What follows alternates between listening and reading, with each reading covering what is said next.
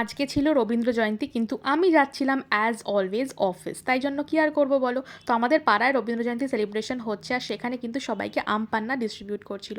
আমাকেও অফার করেছিল, আমি আর তখন খাইনি, কারণ খুবই ঠান্ডা ছিল আম পান্নাটা। আর এত গরমের মধ্যে ঠান্ডা গরম হয়ে যাবে, তাই আর খাইনি। আর এত গরম ছিল, এমনিও আমার মুড আজকে ভালো ছিল না, কারণ সুযোগ পেলে আমি তো আজকে রবীন্দ্র জয়ন্তীর নাচ গান করে সেলিব্রেট করতাম। কিন্তু কি আর করব বলো, অ্যাডাল্টিং অ্যাডাল্টিং ইজ হার্ড, আর এই হার্ড লাইফটাই আমি আমার জন্য বেছে নিয়েছি। তো এইসব করেই টায়ার্ড হয়ে অফিস থেকে বাড়ি ফিরছিলাম।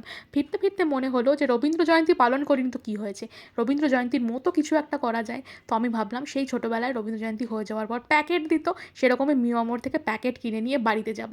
সেটা খুলে যখন বাড়ি গিয়ে খাবো, মনে হবে আমিও যেন রবীন্দ্র জয়ন্তী করে বাড়ি ফিরছি। তো যেমন বলা সেরকম কাজ, ফেরার সময় রবীন্দ্রনাথ ঠাকুরকে একটা প্রণাম করলাম, বাড়ি এলাম, একটুখানি হাড়ে রেড়ে গান করলাম, আরও একটা দুটো রবীন্দ্রসঙ্গীত করলাম, আর তারপরেই এই খাবার দাবার খেয়ে হয়ে গেল আমার রবীন্দ্র জয়ন্তী পালন।